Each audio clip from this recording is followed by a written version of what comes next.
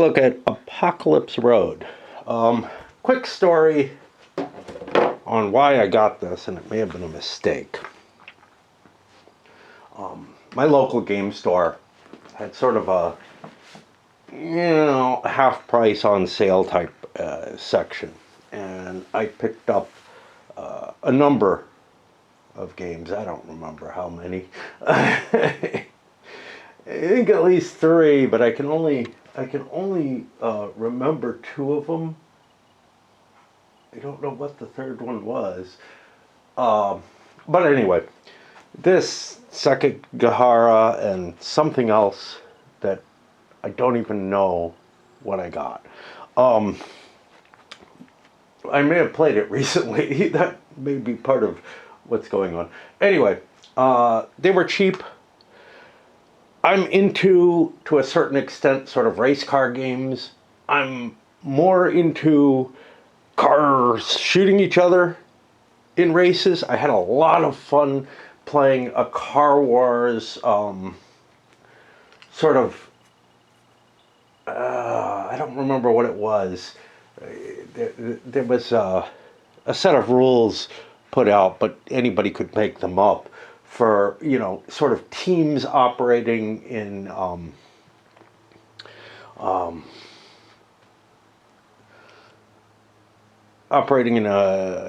league of racetracks, and the different races would be assigned at in some sort of pattern, and they would have different rules with them, and we had there were tables to roll up what happened, and we had like $1 million to pay out for it. It was a lot of fun.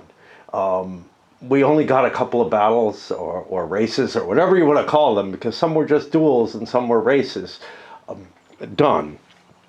Car Wars is a cumbersome system to use. It's sort of the SFB of type style of game, in terms that you're measuring everything out. It feels almost like a minis game in that respect, and you're taking all kind of modifiers in effect for fire combat and everything. It's got special rules for all kind of shit, and then it ended up expanding into things like boats and helicopters and stuff, so that it could handle pretty much any situation. And you kind of do role playing almost. Type situation where you'd have different vehicles available and everything. Outside of Car Wars, maybe you use GURPS or something. We actually did auto duel GURPS for a while, which was different. We did actually fight out a couple of battles using Car Wars. Somebody else was GMing it. Anyway, the topic interested me, right? I like that kind of. I especially like the idea of armed racing cars, because you've got sort of this, when you're looking at like the Car Wars type circumstance where it's just dueling, you're looking at, let's put firepower and armor on a car. Don't worry too much about speed. But when you also have to compound in that idea of racing, it became particularly interesting. I didn't know much about this game.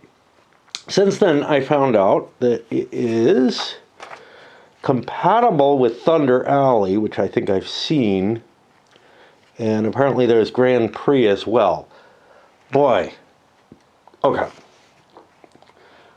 I have seen Thunder Alley played. I never played it, but I watched it for a while, because again, I'm kind of interested in racing games, and I wanted to see a modern take on that. Somewhere or another, I think I have Speed Circuit here. Not sure. I don't see it kicking around. I was kind of hoping. This has races. This is not Speed Circuit. What the hell was this? This is like some space game, I think, that I covered. I thought I had Speed Circuit up here. I may have left that at my folks' house, which would be a real pity, because I wanted to look at Speed Circuit in comparison to this, which uses a system that is sort of like Win,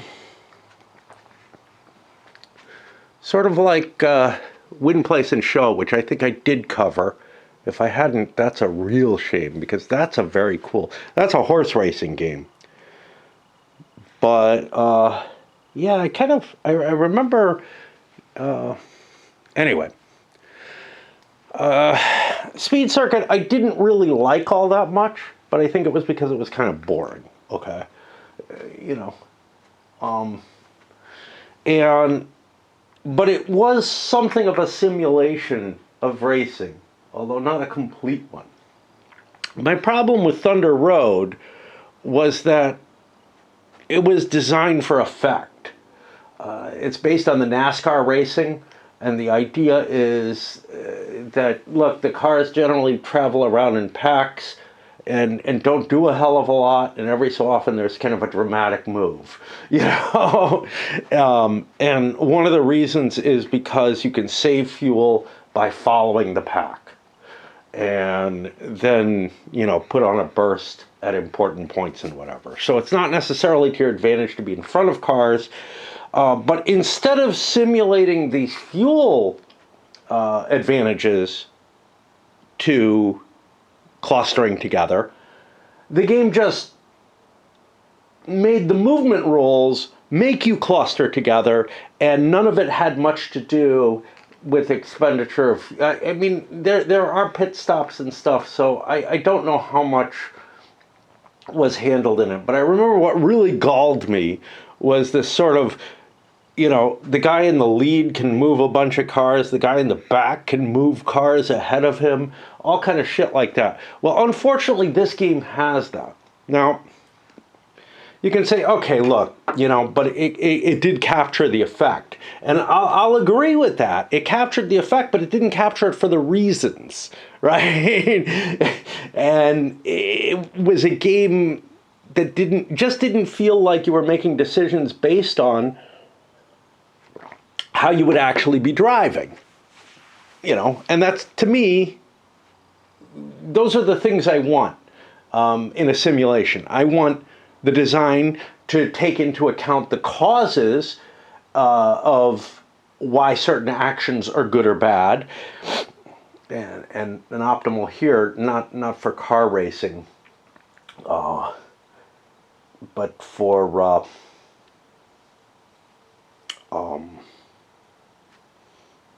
airplanes. Knights of the Air is sort of the optimal game of that kind of, you know, you do little tweaks and you get better performance or whatever out of playing around with your air dials and whatever.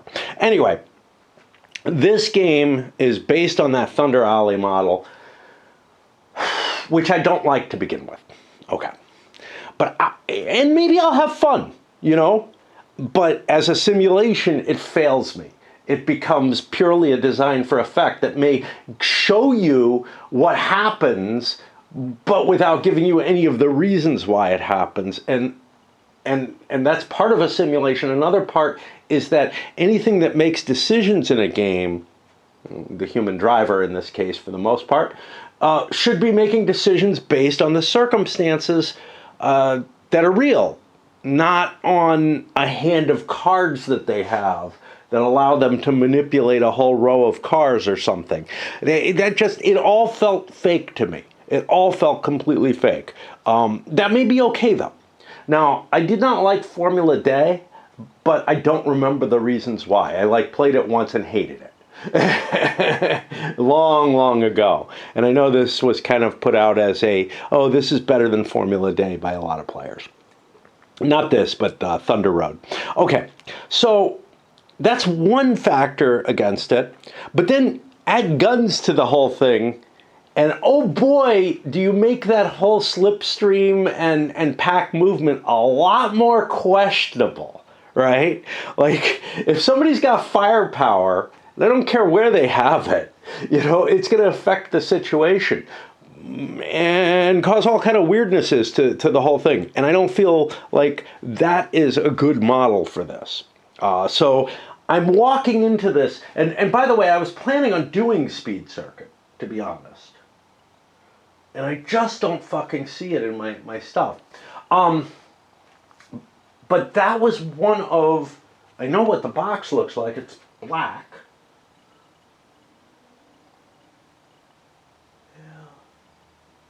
That's really a shame if I don't have it up here, because I really wanted to cover it right after, because it's a light game, an old Avalon Hill. Anyway, I might end up having fun playing this. It might be cool to play the cards and all that, but I have the worry that it's going to be, and some of the statements about randomness and everything fit this, more like Mealborn or Touring. I don't know if I have Touring up here. That might not be in this set of games. That might be upstairs. But, yeah, because it's a war game. No, just because of the size of the box.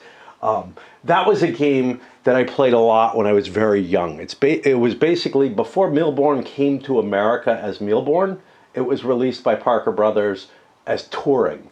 And I really love that version of it. It doesn't have as much crap as Mealborn does, but it has these wonderful 1940s era cars as everything in it, and just the imagery and everything is just so much prettier. It brings me back to an era, that I didn't live through, but that I kind of imagined at that time. Anyway,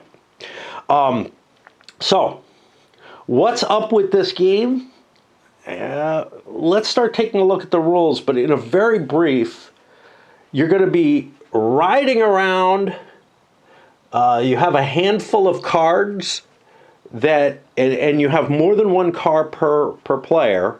Like, each player is a team of cars. Depends on the number of players. I'm going to go with 6 with a fairly simple track to begin with, but I think there's like enough spaces for 10 enough plaques for 10 different teams. The number of cars you have is different by the number of players, and you're going to go for a total team victory.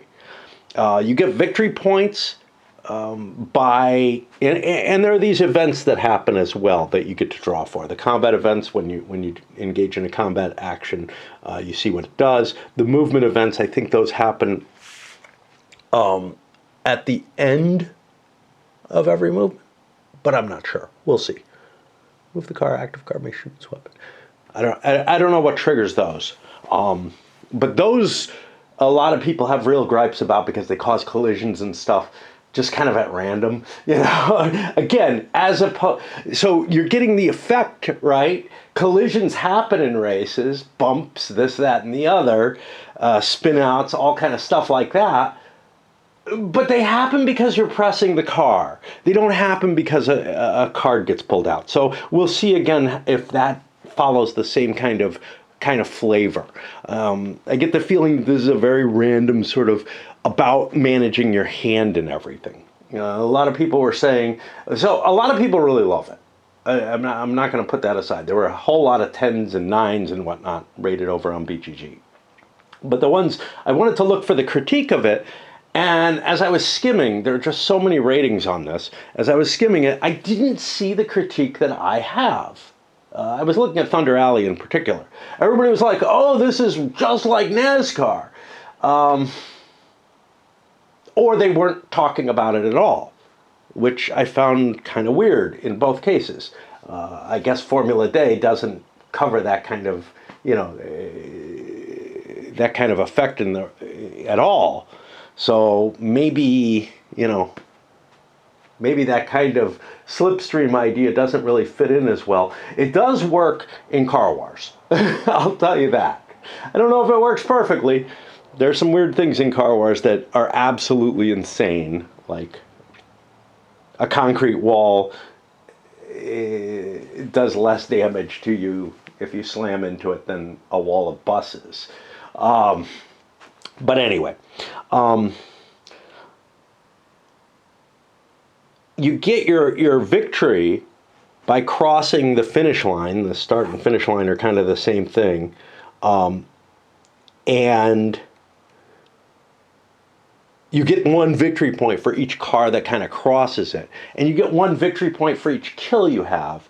And once you collect up enough victory points for the scenario or whatever, you win the game. That's not how races work, but I guess, I mean, first of all, the kills is something that's added for this. Personally, what I would prefer is something that just gave you the race win, and then you keep playing it out for second and third place and whatever, and maybe the first three places get some points, and everything else kind of doesn't matter much. But instead, you just get points for each car that crosses. Again, maybe that's a NASCAR thing. I don't think so. I think somebody wins the race, but I don't watch it. I have no interest in watching auto racing. It's boring as shit to me. But I am interested in the mechanisms to represent it. I'm interested in the simulation of things, even if I'm not excited about watching the thing itself, right? I wouldn't really want to watch a World War II armored fight from anywhere close by. Yeah, I don't even picture that particularly well. I wouldn't picture this particularly well. But anyway, and throw some guns in on it, and yeah, it just becomes even more American, doesn't it? And this is what we need in America. We need these to be legal. I'm telling you. Okay. Anyway, let's dig into the rules. I know this is going to be a long one, even though the rule book isn't very long, because the concepts are weird in this game, right? Again, it's not fixed about like what you'd expect in real world physics or anything. It's fixed about how to make a game using cards that will generate visuals, I guess, that look kind of like NASCAR situations. I'm afraid I may have made a mistake picking this track, because I'm worried that this is the jump. This may be the most annoying track I could have picked. I thought I was picking the coolest, easiest track. Unfortunately, there's no image, there's no map key or anything like that. They do show stuff here. Yeah, this is the trough, which I think, yeah, is the jump section. So we probably shouldn't use this track, but I'll leave it up here for description for now. Okay, so there are a couple of just definitions which are especially useful for people who aren't used to races. So the apron is the inside boundary of the track. The finish line is this thing here. It is, I think, also where you start, but I'm not sure. Jump section is these, and you can go airborne on those. Maybe we'll play with this. What the hell? Because maybe we don't want to do too many. A lane is basically a line or a column or whatever, but they can kind of shift so that multiple lanes can diverge or converge into one or diverge into two. I think there's like here. This is like a tight space where only one car can be. The outside wall. The race to the finish line, that's this green line here that is not used in these rules, but in Thunder Alley and Grand Prix. Restart lanes are two innermost lanes on the track. There are no restarts in Apocalypse Road, so we can ignore that. The rough dirt track, that looks like this shit, which is going to be, kind of a driving hazard or whatever. Sectors are a group of spaces reaching from the inside to the outside the same distance from the start-finish line. That may be a hard thing to judge. It's basically this. This is a sector, and the closer inside the for the more ahead you're considered to be, because the lanes are tighter there. Now, this is kind of weird because, yeah, I can judge here, but from here, this is not exactly the same, but I think it's considered a sector for all purposes, and I will do so. I think that's what they mean. I think they write it poorly. Each of the rectangles is a space. Not all of them are rectangles, though. One car per. The starting grid is where the cars are placed at the beginning. Oh, this isn't this one. Where is the starting grid? Okay, the starting grid is off here in its own little area, and then doesn't become part of, isn't part of the race in that one. I think the starting grid is this and this one, because they're numbered, and you kind of randomize who gets pole position, etc. And the trough is its own little special thing. Each player has a team mat, which has the different cars that are available to that team. You get to pick your cars. The cars have a damage rating on them. They have these places where you can put the damage as you take it. They have a base speed, and they have any weapons that they're equipped with. And you have various choices as to how heavily armed and armored your cars are. You don't have a car design feature in this game. That would be kind of a cool thing. Although that allows you some sort of min-maxing, and less, it is much harder to play test for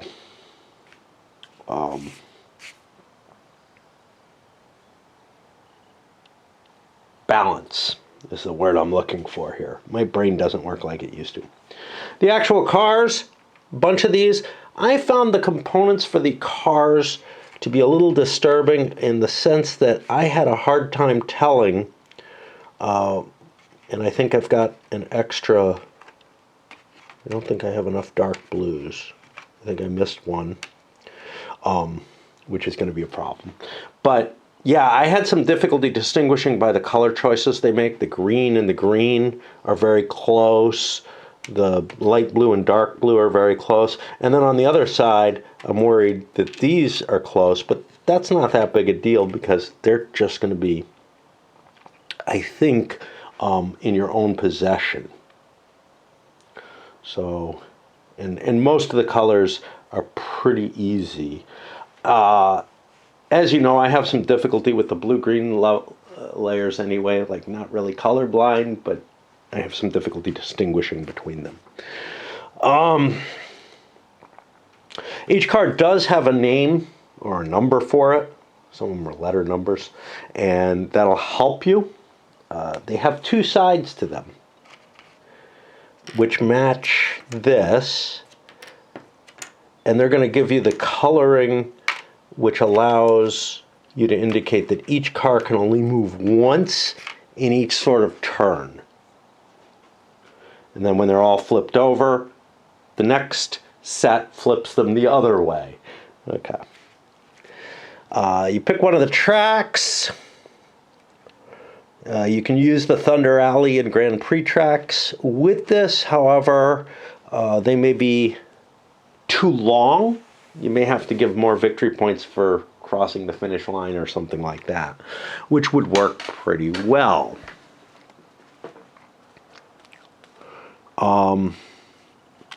Okay, so since we're playing with more than 4 players, everybody will get 4 cars out of the 8 that they have to choose. If you played with less, you'd get 5 cars.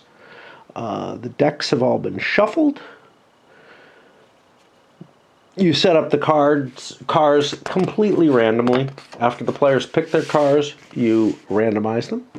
The victory point tokens go in their team boxes on the board, and you have to eat 12 of them for a normal game, 15 for a longer game.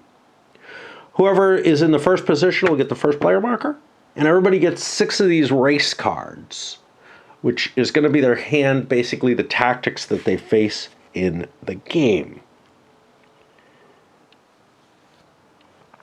A turn is every car getting to move once on the track with a race card played for it. The sequence of play: first you refill your hand up to 6 cards. Then,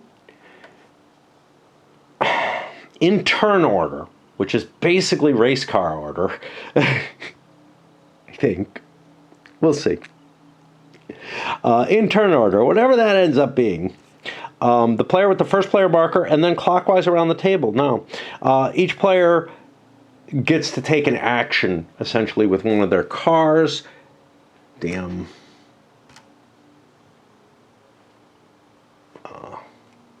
Mounted maps don't lie flat. These are better than they used to be. I'm going to have to give it some more folding, I guess.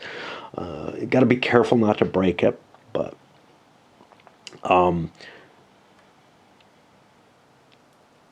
and you play a race card for one of the cars for your team.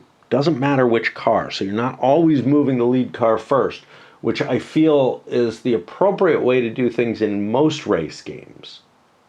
NASCAR, you may make, like this design, you make some arguments because, but the point is the lead car should have the ability to, just like in Circus Maximus or in Win, Place, and Show and Speed Circuit, it should have the ability to maintain its lead, right, if it wishes to. And in fact, everyone else has the ability to react and not try to pass it. If the slipstream is that important, especially towards conserving fuel in a long race, you want to maintain your position behind another car, but not necessarily behind a whole bunch of other cars. I'm not so convinced that that's particularly effective. But you don't want to jockey around. That costs you fuel, right? Okay. And then you're going to be using that card, which has a speed adjustment, and the car itself has a speed, to give you the amount of movement points that you can do. Before you move or after you move, you're allowed to shoot at weapons. They say, I think each car only has 1 weapon maximum. Which, you know, kind of feels cheap to the Car Wars guy, and doesn't at all look like this thing. That thing looks nasty. Yeah, when I was playing Car Wars, one of the well, let me get through this, and then I'll go to my my fun statement about that tourney type thing that we did. Okay, and then once the car's finished its activation, it flips over to the other color, and then it won't be activated again until the next turn. And this goes on through all the players until everybody has played all their cards. If you have a turn but don't have a car left, you have to pass your turn without playing or discarding. But you must play if you have a card. At the end of the turn sequence, you're allowed to discard any of your race cards that you like. And a new first player is chosen. It's given to the player who has the most total damage on the turn map. Eliminated cards don't count towards this total. If there's a tie, it's the closest left to the first player, the last first player. It must rotate. You can't hold the first player marker just by being beaten up. It will always switch to another player. And then the token flips to the background of the colors on the track, and we start another sequence. And the base game, again, once you get 12 victory points, you win the game. And yeah, the victory points will be covered in counters here. Let's go to my little story. One of the races, we did like 2 or 3 of these. I think the first one was just a plain auto duel. And there were like 4 of us playing great. One of the races was this multi-level thing that had jumps, and we got a race for it, and you had to do these big jumps that were hard to make. So you kind of had to build your car for that race to be able to make the jumps.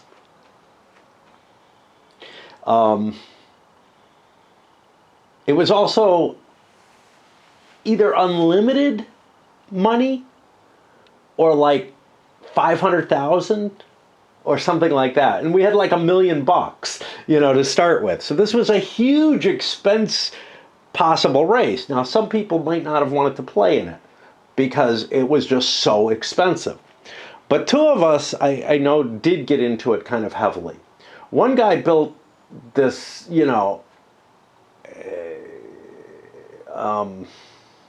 fiberglass body, basically, with no armor or anything, or almost no armor, and good speed and good handling and capability to handle the jumps and everything, and was really, and he spent a fortune on the car.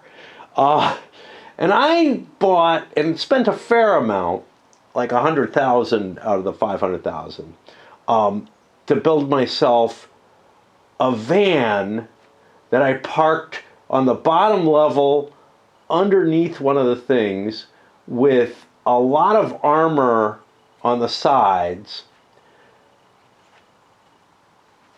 and some anti-air missiles coming out the top. And just drove parked, and when people went jumping over, I just fired an anti-air missile at them. Unfortunately, I couldn't make the jumps. I chickened out. I thought about trying it, and then just looked, and I'm like, there's just no way I'm going to make them. So the race ended up in a default, and it really caused this big hassle because, I destroyed this guy's $500,000 car with an anti-air missile. But anyway, that it did cost me a fair amount to build this thing. But I had tremendous tracking and everything on these missiles, and it was just nobody dared make jumps, and I wasn't willing to make jumps until I could kill everyone. And the only way I could kill people is if they made jumps. I mean, I had other weaponry, but this was my main weapon.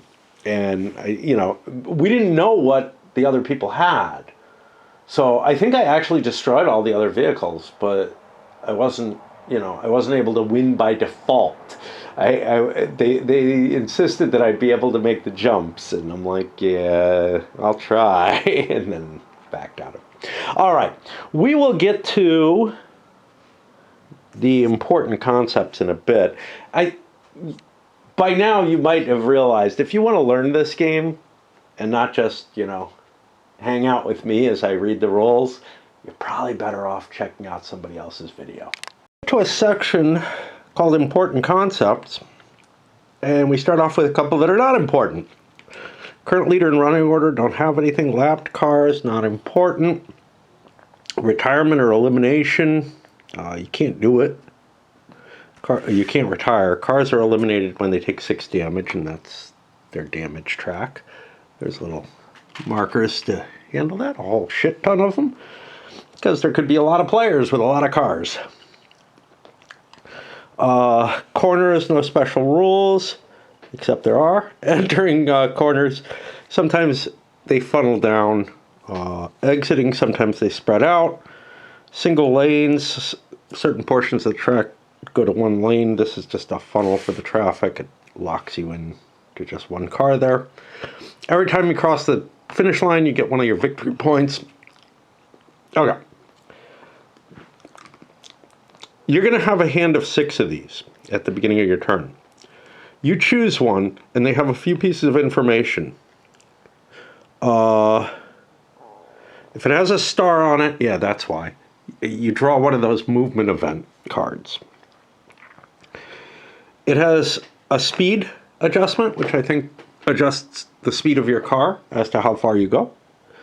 It has a type of movement, which is going to be a complicated thing involving linking, and there's a number of different types that you'll have to assess them all what you have in your hand to be able to understand what you're capable of doing.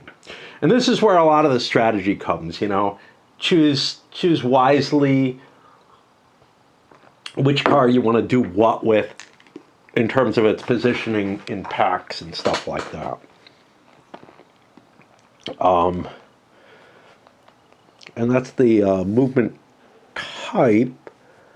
They say movement instructions. I think that's the same thing.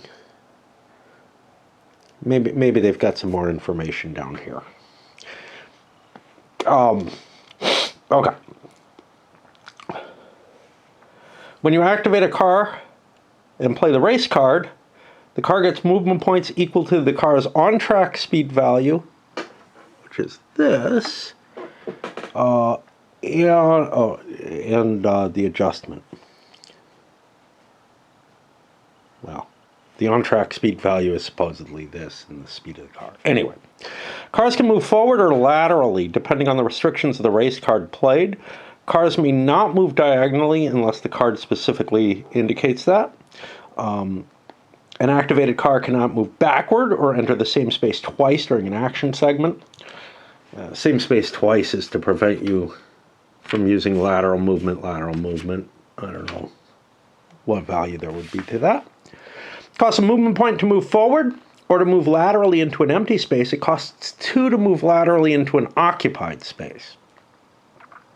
Cars are allowed to laterally displace even if a clear lane is available.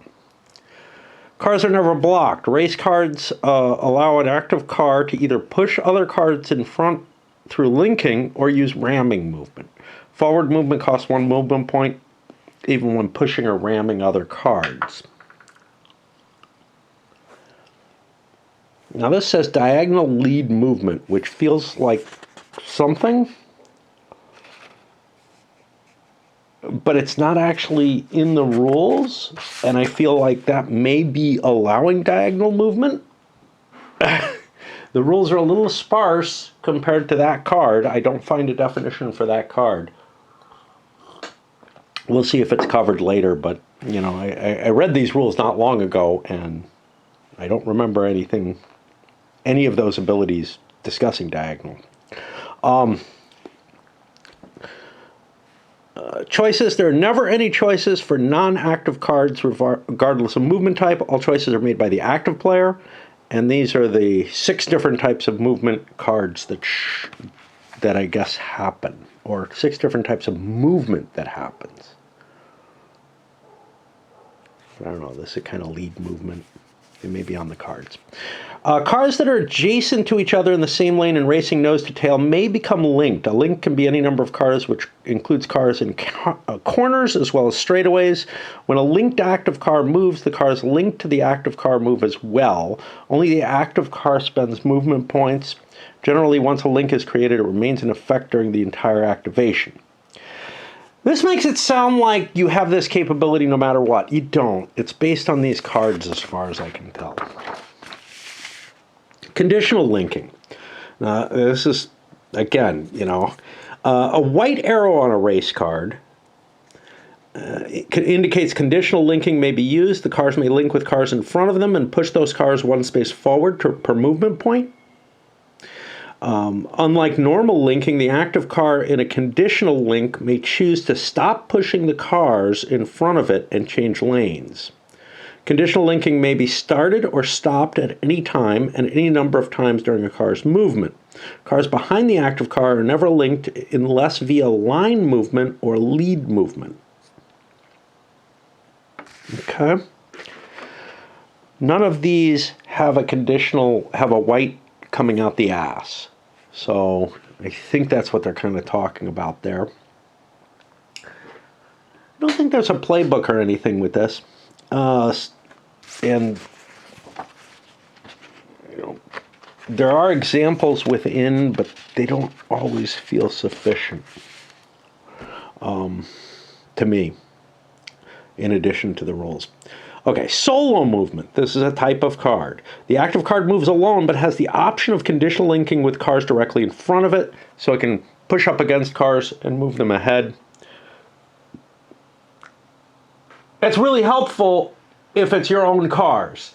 If it's someone else, Again, I'm looking at this from the simulation kind of point of view.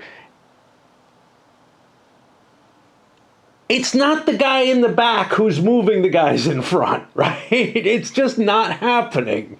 That's not reality.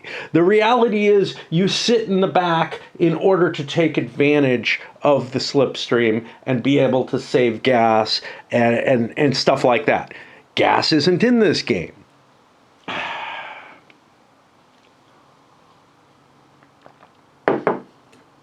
It's just not a simulation, in my opinion. Overtake movement. The active car moves alone, but has the option of conditional linking. No cars behind it will be moved. That sounds very much like solo. In addition, instead of pushing cars during movement, cars using overtake may also leapfrog cars, so this is what's different, in front of them by swapping places with a car linked directly in front of it.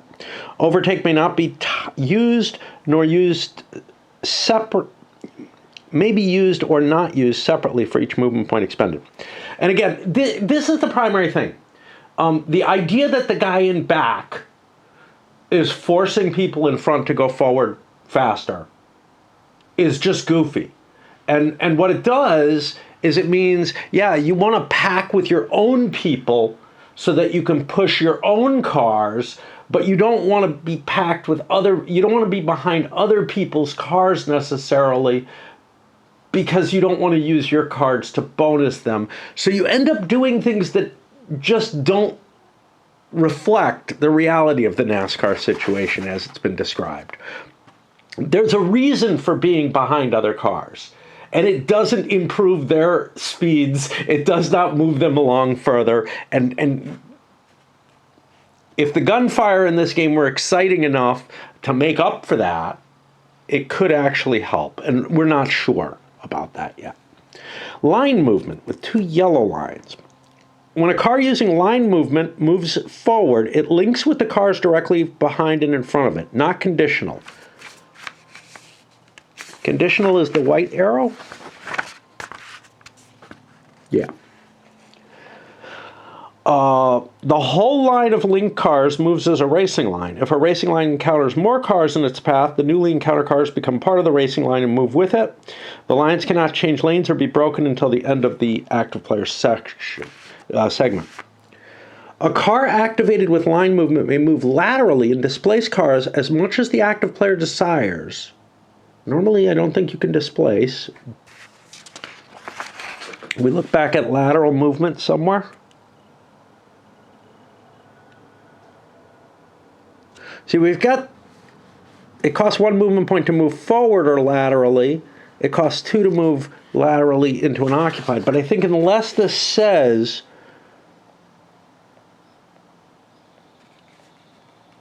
you can move laterally, I don't think you can. But I'm not sure about that. I'm not sure about that.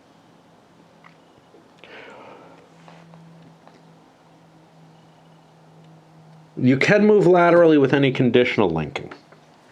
That's defined here. It's not defined in the specifics of each one, which again is kind of problematic because you have to get used to that. But anyway, the line movement can move laterally and displace cars as much as the active player desires before beginning forward movement. Now, does it talk about displacement here?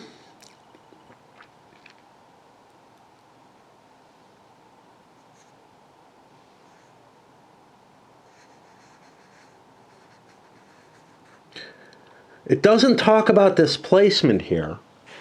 And again, is displacement always allowed? It's specified here, it's not specified here.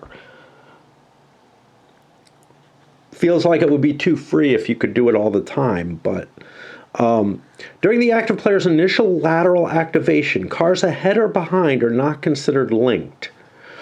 Once activated, car moves forward and causes cars to link. Lateral movement is no longer allowed. Moving forward into an empty space where cars do not link does not trigger this restriction.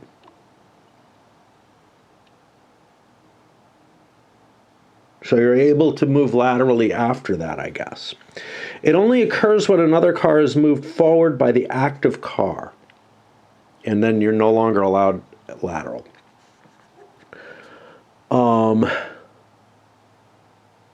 Because here it says, as much as the active player desires before beginning forward movement with cars linked either in front or behind. Okay.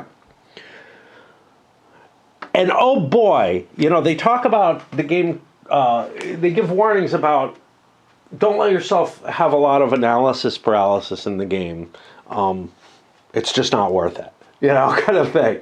But there's a fair amount to just trying to decipher what these things mean. And again, it's because the wording may be clear and everything, but it's because it doesn't link to reality, right? This isn't how cars work. This isn't how NASCAR works.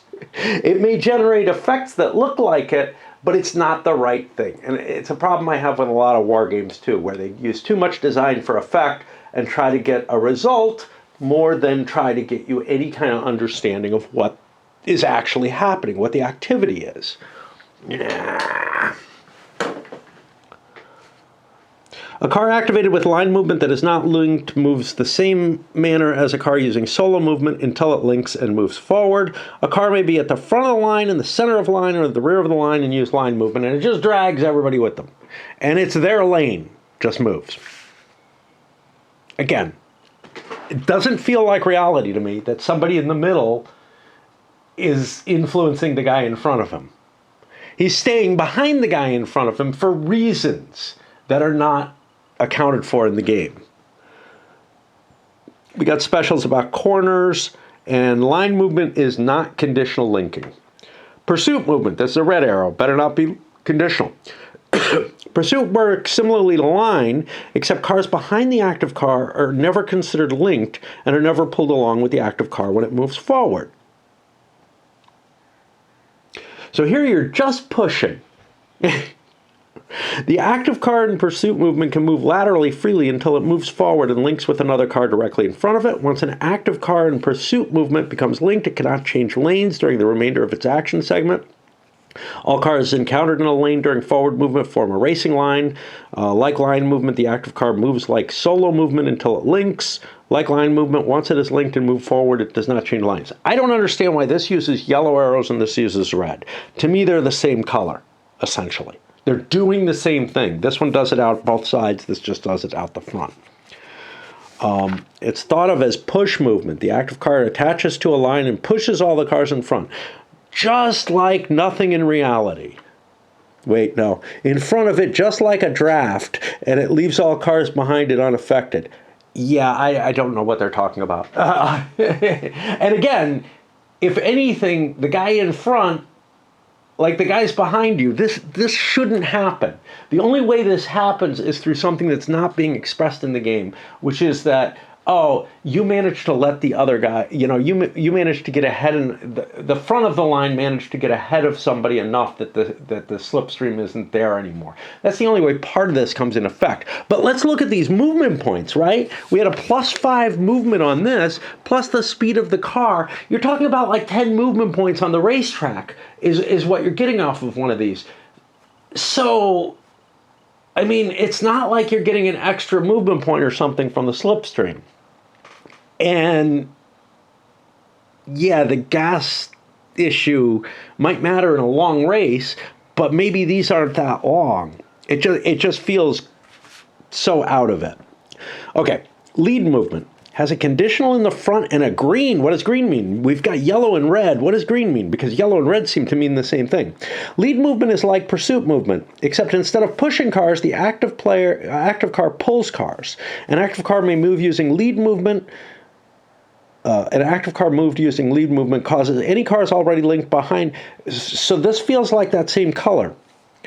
Any cars linked behind it, the active car, prior to movement to follow. When the active car moves, the car linked behind it will move into a space it just left, and a car linked behind that car moves into the now vacant space it left behind, etc., to the end of the line. In other words, the active car pulls cars that are that started behind it.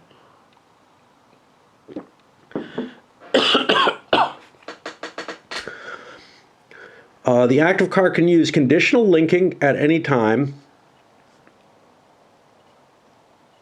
Unlike pursuit and line movement, the active car using lead movement can move laterally at any time.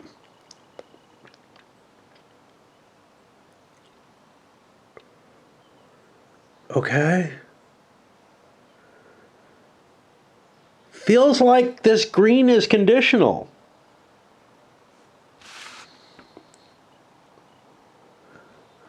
Feels like white arrow says it should only be conditional out the front. What do they mean? I don't know. I think just out the front. Linking is only determined at the start of movement and is not reassessed on the current activation.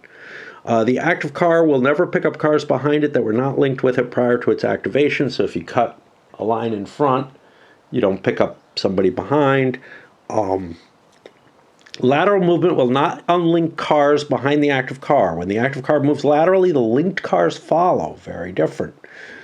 If there are no cars behind the activated car at the beginning of the activation, this card works like a solo movement. Yeah, everything does. All right, my throat's killing me. I gotta pause here. It is. I have really sour milk. About 2 weeks beyond its use-by date. Oh, hi. And it's been good until a couple of days ago, but now it's pretty sour. And, you know, I'm like, I don't want to throw it out. It's a decent amount. It was probably about a quart, but a gallon is like still cheaper, even if you lose a quart each time. But I usually get through my milk all the time. I don't know why this went sour. You know, 2 weeks out doesn't seem that bad to me. That's pretty normal. But anyway, I tried making hot cocoa with it, and that was kind of foul. I thought it would actually be interesting to give a little bitterness to the chocolate. And then today I made pancakes, but pancakes is limited. Like, you need X amount of materials for it, and an egg means like a fairly hefty amount of flour still. And I don't know how to do less than an egg. I could have made eggier pancakes, I guess. But anyway, I've got like a lot of pancake mix, but that's what caught in my throat and is causing me issues. Is, you know, there's syrup and stuff in there. Right back down here. The next card type is ramming movement.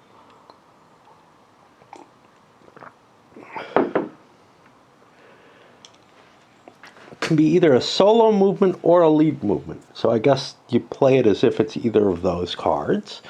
The special effect is that when the active car would push into the back of a car in front of it, instead it stops all movement in the space behind that car, does not push the car in any spaces forward. Initially, it's a collision attack against the car directly ahead. So this is pretty crappy. You don't get a lot of gain on it, but you get to slam into somebody. Solo movement has conditional linking. Now, I assume you don't have conditional linking in either the lead or solo movement, so it's not either of those, because otherwise it doesn't give you the ram. Note two things. A targeting computer shooting modifier is not applied to this attack. No need to check if a hit occurs. A ram always results in damage being accrued. The active car may still shoot after the ram, provided it's not destroyed during the ram, if it didn't fire prior to movement. What's shitty about it is, unless it's your last move or whatever, you're giving up a lot of movement on your card. And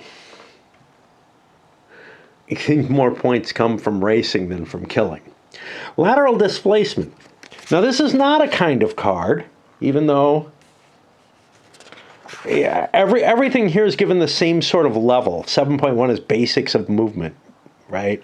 Okay, that's fair enough. Linking, that's kind of an important concept, conditional linking. But then these are the these are the cards, which I feel like they should be almost in a segmented below that, but whatever.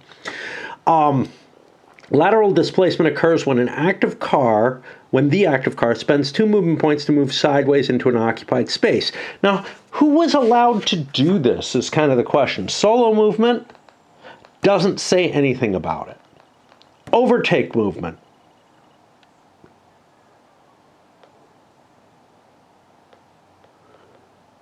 doesn't say anything about it. Line movement says nothing about it until up here.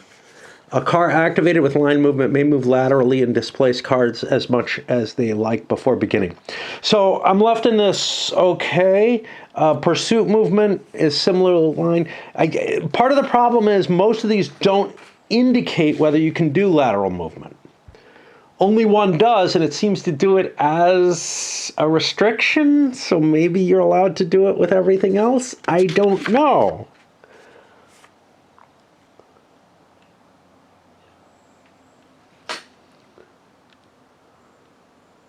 Here it says, unlike pursuit and line, the active card using lead can move laterally at any time. That's a specific.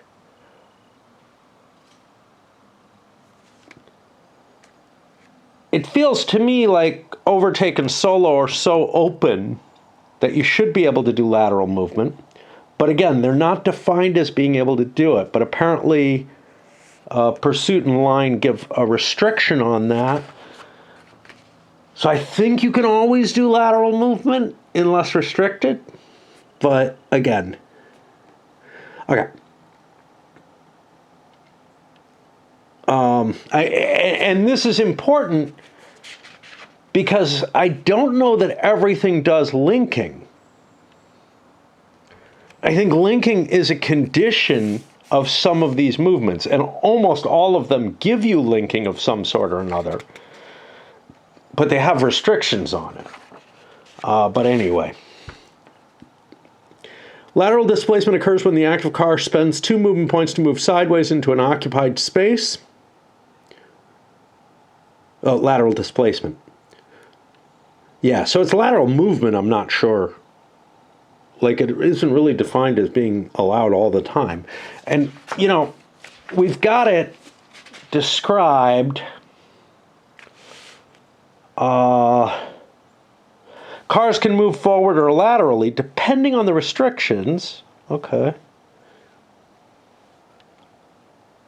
I guess what they're kind of saying is that it's generally allowed. But again, and it's hard because you can't use common sense to try to rationalize what's going on here, right? Because the game is not based on common sense. It's based on this idea that, like, the car in back somehow makes the car in front move faster, you know, which is just bullshit, right? So no rational interpretation stands to this game. So you're playing an abstract game, a completely abstract game with a theme of racing. Okay. Lateral displacement occurs when the active car spends 2 movement points to move sideways into an occupied space. The original occupant is displaced and is pushed in the same direction to the next available space. If the displaced car is already against the outside wall or the inside apron, the displaced car squeezes forward a space. Neat. Displaced cars cannot be pushed into the pit lane or off the track. Now, I don't think we have a pit lane in this one, in this game. They're off of the other games, but okay. If a displaced car is pushed into a space already containing a car, that car is also displaced and is pushed in the same direction. Lateral displacement may be used multiple times during an action segment, continually displacing the same car or different cars as the active player desires. Each lateral displacement costs 2 movement points no matter how many cars are displaced. And here we have, like, this car knocks this one, knocks this one, knocks this one, you know. Racing lines and corners. When a racing line enters or exits a corner, and there is a choice of which lane to enter, the active player chooses which lane the race line enters. All cars in the race line must move into the same lane. You can't split some cars off. Notably, once you're linked, you're stuck in this. But I don't know how that works with conditional linking. Maybe we'll see. Racing lines into a corner. When a racing line enters a corner that converges into fewer hexes in the lane, yeah. And I don't know what this is.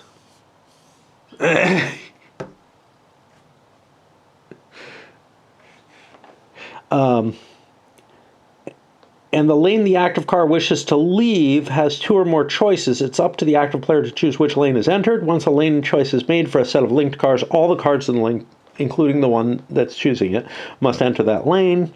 If conditional linking is used, the link may be broken and a new link formed that could use a different lane on the new link. So that's a little weird.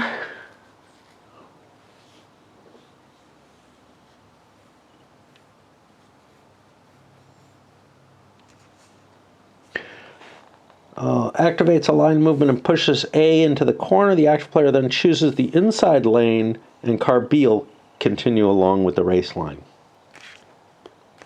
So this gives you some capability to pass people, but you still pull people along.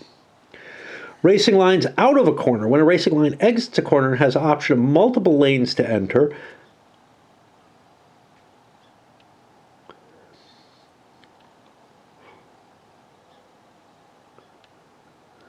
The active player decides which lane the line will enter. Once a lane choice is made for a set of linked cars, all cards in the link must enter into that lane. You cannot split off some cars into different lanes. If a race card such as outside line, I assume that comes out of the race deck, but I'm not sure. It's not one of the cards that's listed here, but it might be outside line movement, because remember, this one here was diagonal lead movement, which presumably allows you to do diagonal movement, but isn't actually defined anywhere.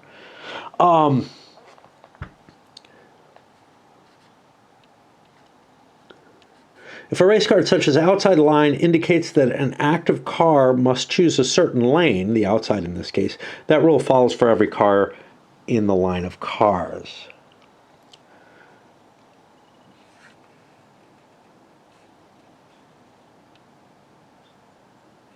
Okay. Anomalies with diverging and converging lanes. If a line of cars linked to the active car extends forward or backwards, out of or into a curve, and there is a choice as to which lane of cars can be considered part of the racing line the active player chooses. This could be an empty lane even. There's a crossover on one of the maps, not on this one. There's some special rules for it. If a car ends an activation on a crossover space, it blocks the lanes moving perpendicular to it. Any car that would have to enter a space with a car already barring its way on the crossover is forced to stop before the occupied space and is considered to have collided. Both cars receive 1 damage. And the activate, which is different, collision over here has an attack capability. But this is different for some reason. They each get 1, and the activation that attempted to force the move comes to an immediate stop. All remaining movement points are lost. Cars that have already collided once in the turn may be forced to do so again in a different activation. Each collision results in the taking of a damage marker. Some special rules for the 2 other games. It is conceivable that a number of special cases could occur involving the crossover. We'll try to address each one. Lateral displacement, you can't do it. Displacing forward, if you were cars that would be displaced ahead, and when that displacement would force any car into the space of a perpendicular car, may not be displaced at all, even if the first displacement would occur far from the crossover. So no collision either, I guess. Overtake or work the pack may not be used on a perpendicular car. I don't know what those are. They may be race cards. They may be random events. Who knows? Bulldoze. Cars may ram perpendicular cars, but if the result is a bulldoze, the bulldoze text is ignored. Rough track. Not defined, but I think it's this. Section of track is normal, except no car may change lanes while in it. Once a car enters these sections, it must remain in the lane until the next non-rough sector is reached. No event or race card can override this rule. Jump sections in the trough. That's this. And again, that at least is only on this one map. These sections all have 3 lanes. The middle lane is the trough, and the 2 lanes on each side are the jump sections. Cars don't actually fly through the air unless forced to by a movement event card. All jump sections of the track are considered rough track. No lane change is possible. No car can enter the trough except via a movement event. If a car is placed in the trough by a movement event card, the first move it makes is to laterally move back into a space in the jump section. Somehow it levitates. Because the jump section is where you do go into the air or something. I don't know. If multiple cars end up in the same trough, stack them on top of each other. Okay. So that's violation of other rules we've seen, where no two cars can be in the same space. Diagonal movement. If a race car allows diagonal movement, the active car, I'm having trouble with these showing up or disappearing. The active car can use it any number of times during its activation. We don't have a hell of a lot more, but I'm going to break anyway, because it's nice to take breaks. Listening to an interview of Ken Burns. Guess he's got a American Revolution thing coming out. And it kind of triggered me towards, I think I'd like to watch his baseball. For some reason, I'm like really into old-time baseball. I always am to some extent, but right now it's really kind of exciting to me. Which is one of the reasons I was playing Baseball Mogul, or trying to, and it just didn't excite me enough. And I'm thinking, well, maybe if I could trigger myself a little more. Oh, I know why it's happening. It's happening because I'm getting all this baseball shit in my Facebook feed. Like, I end up watching a clip or something, or expanding an article about an old timer or something, and I'm just like, and now just more and more comes, and I don't like that, right? Like, I liked that it was giving me a few little tidbits, but then the algorithm starts just feeding you more and more shit. It's like, oh, you like peanut butter and jelly sandwiches? That's what I'm going to give you all the time then. And I'm someone who really does like getting the same stuff again and again, but there are limits, and Facebook is trying to push those limits very heavily. I mean, everything that I get, like a lot of stuff that I used to want from Facebook just isn't happening. I'm not getting stuff from people I know. I'm getting all this sponsored shit, and that's it.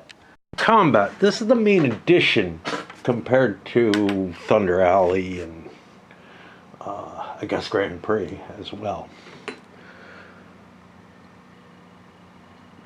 Obviously, certain aspects of the race have been simplified overall, which change things.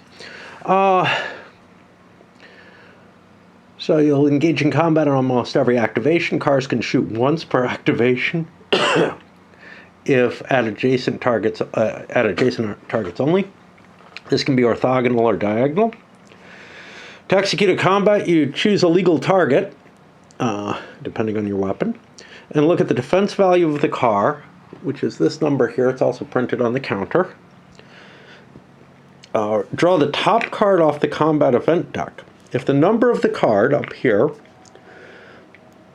equals or exceeds the defense value, you hit the car. If the car is hit using the same card, look at the type of weapon used, by the picture, I guess. Don't know what the different pictures are. We have machine guns, autocannons, and missile launchers.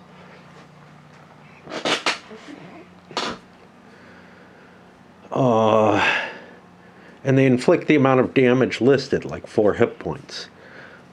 I'm guessing that's a rocket launcher. This is an autocannon. This is a machine gun. Okay. Each hit point adds a damage marker, indicated over there, onto the card. And there's 6 spaces. Each car has 6 hits. If the attacking car has a targeting bonus, and that'll be indicated on here, like +1 targeting, that'll be added to whatever combat cards are drawn, and whenever it makes an attack. This bonus is the only way to hit with a 0 value combat card, so we know there's 0 value cards. In some cases, the active car or other cars also take damage, which is like this. Now, this is interesting because if we zoom in, it says target and self. It looks like the card doing the side swipe in this case takes more damage. I don't know how common that is. It feels kind of shitty if you're doing a ram or whatever, but each point of damage results is recorded by placing the cards, the chits there. Active cars may target only cars surrounding it within one space. You can target anything that's adjacent to you based on the weapon system.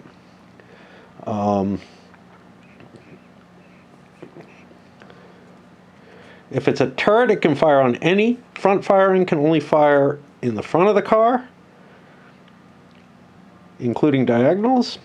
Rear firing can only fire in the rear 3 spaces. The turrets are the only things that can hit to the sides.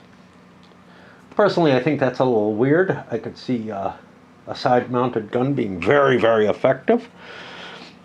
But, I don't know. The instant a car gets its 6 damage, it's eliminated and goes up into the destroyed cars box. They don't remain on the board as wrecks, which I kind of don't like. And then when you lose a car, and you're below the maximum that you're allowed in the race, a car shows up in the chute.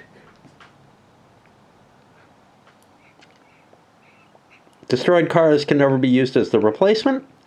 If it's a 2 to 4 player game, the maximum number of cars is 5 per player.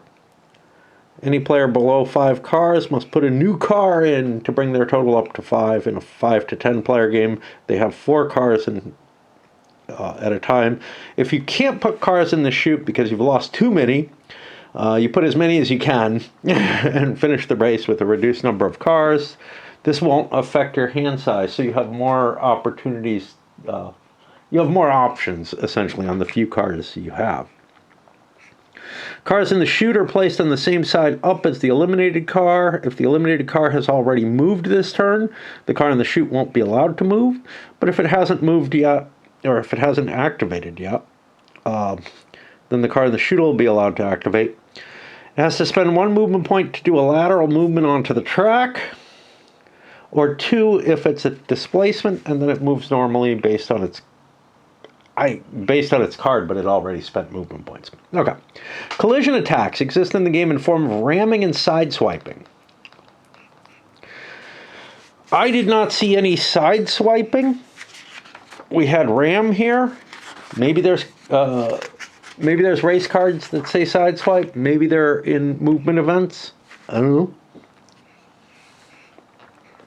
The collision system works exactly the same as firing a weapon, but is only allowed when ramming movement card is played or as the result of a sideswipe movement event. Okay, there's the decision or the answer to that. All collision attacks involve some damage to the target, and the active card is shown in the relevant section of the combat card. Target is shown first, then active car. After a collision attack is resolved, if the targeted car is eliminated, the active car must enter the space the eliminated car occupied. Ew. Many attack results have additional effects. Bulldoze only happens on a physical attack such as ramming or sideswiping after all damage has been accrued to all cars. If the active car is still in play, it takes the position of the targeted car. The targeted car, if still in play, is placed linked behind the active car. So you ram somebody and go right through them. Okay. The target car, if still in play, is placed linked. The result... Now, it says, is placed linked.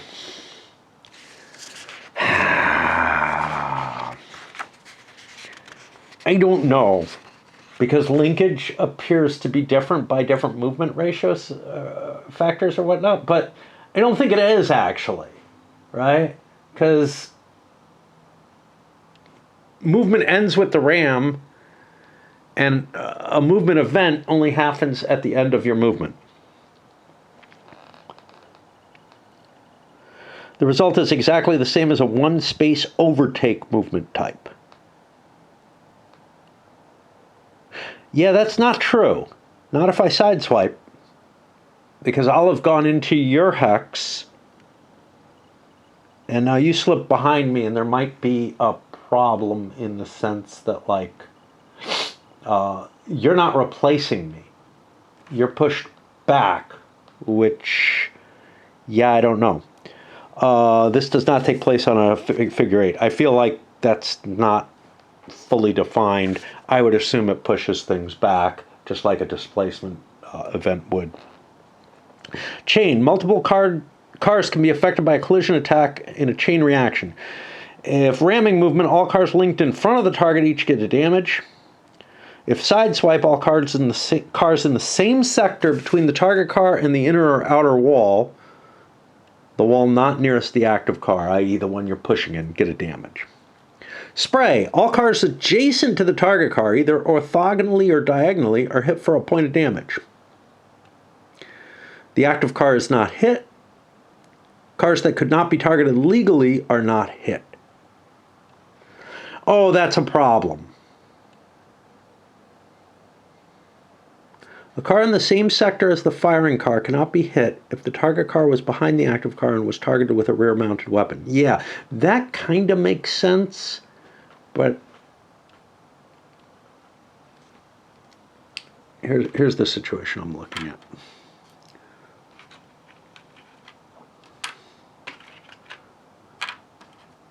I shoot this car, this isn't going to be hit. These would be hit, but nothing back here. I don't know. But that's how I read it, because they can't target a car that's two away from them. Suppress. Place a suppression marker on the target car. The next time the car is activated, it may not fire its weapon or make a collision attack. Remove the marker at the conclusion of the affected car's activation. If a suppressed car uses ram movement race card, no ram attack can occur. The car still stops, and no combat event card is drawn. So they like hit the brakes or something. Damage markers. They're acquired when a car is hit and damaged. Damage markers are placed on the target car's space on the team map. Each car has 6 of these. Once you take the 6th one, you're eliminated. There's no other effect to damage. And you're going to see something weird. We'll look over some of these movement card effects, and I'll talk about a few of them. Event and information tokens. There's a number of these that match the movement event cards, such as spin around and reloading. These are placed on the car's holding box as well and indicate various states that must be overcome. These are not damage. They are informational and reminders only. Once they've been overcome, all non-damage tokens are removed. They come from events.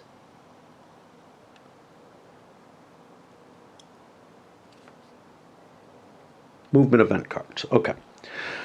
So here, big air. I'm not going to hit all of these. There's a lot of them. We're going to skip most of them, but the or cars, there's a word missing, if in the same sector, furthest along the jump section of the track takes 2 damage and is moved to the adjacent trough. If any car is eliminated through this card, no player receives victory points. This is common with the damage cards. Any of these movement event cards that cause damage, nobody gets victory points for killing off a car. Blown engine, and we have a number of these type of things.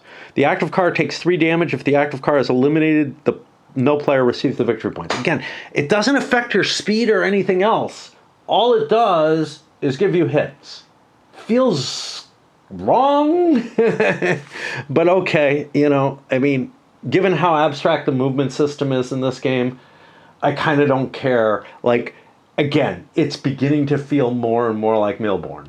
It's just, I'm playing cards and shit is happening, I'm not really simulating shit. And the thing that really bothered me was how much people discussed, how many times people claimed, this is a great simulation of NASCAR racing. No, it's not. Not unless there's magic involved. Okay. We have a number of those.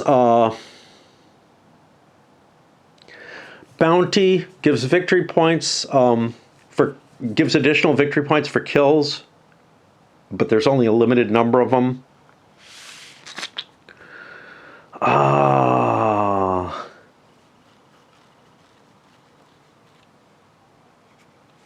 Active car gets some additional movement. Grease the landing. Car furthest along the jump section takes damage and is moved adjacent to the adjacent trough. This is the same. High flyer, the car closest to the front of a jump with inside favored over the outside. In the jump section of a track, takes an immediate 5-space solo overtake move. Do not count cars currently in the trough. I mean, okay. When they say the car closest to the front in the jump section, it has to actually be in the jump section. Yeah, okay. That's good enough. Into the weeds, you get a spin around, miss jump, you take damage and go into the trough. No gas. You take 2 hits of damage. Again, damage is just abstracting so much shit in here. It just... It's not the game, it's not the game I had hoped for. I had hoped for a game that felt like it was simulating this kind of racing and firing at a simpler level than Car Wars does it. The original Car Wars, before it got published,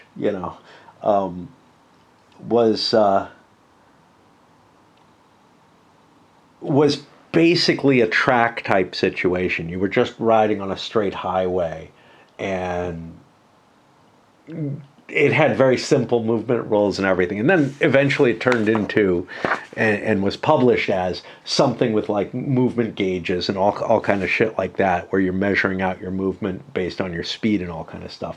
The original felt more like Traveler, like original man-to-man combat. Reloading, if it didn't shoot before moving, it can't fire this turn. If it did fire before moving, put a reloading on it, and it can't shoot before moving to its next activation.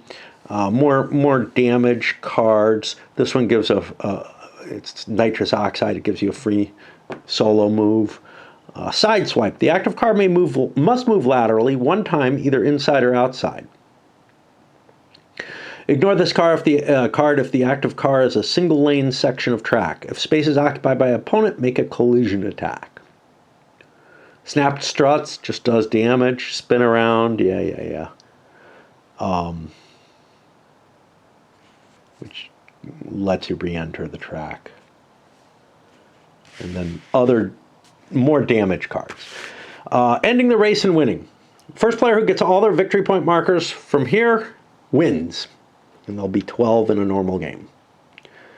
You get them from just being the person shooting and destroying, doing combat and destroying an enemy car.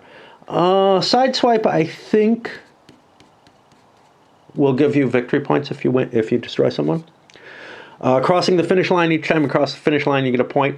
There's a special rule: if you get back to cross the finish line, you have to give back a victory point because you didn't cross it, essentially.